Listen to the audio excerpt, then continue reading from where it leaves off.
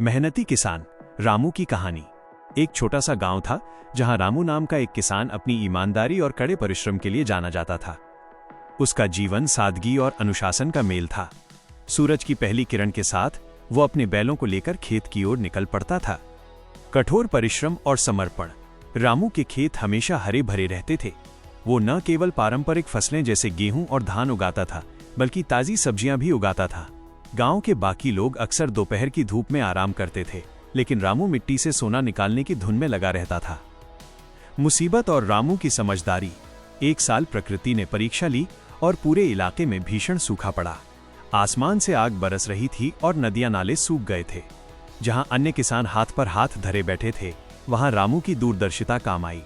उसने पिछले साल ही एक बड़ा तालाब खुदवाया था, जिसमें बारिश का पानी संचित था। संसाधन का सही उपयोग। उसने उसी जमा किए हुए पानी का इस्तेमाल अपनी फसलों को सींचने में किया। परिणाम, जब गांव के बाकी खेत बंजर दिख रहे थे, रामू का खेत हरियाली से मुस्कुरा रहा था। सफलता और परोपकार। फसल काटने का समय आया तो रामू की मेहनत रंग लाई। उसे बाजार में अनाज के बहुत अच्छे दाम मिले। लेकिन रामू केवल अपने बारे में नहीं सोचता था। 1. उसने अपने परिवार के लिए सुख सुविधाएं जुटाईं। 2. उसने उन किसानों की मदद की जो सूखे के कारण दाने दाने को मोहताज थे।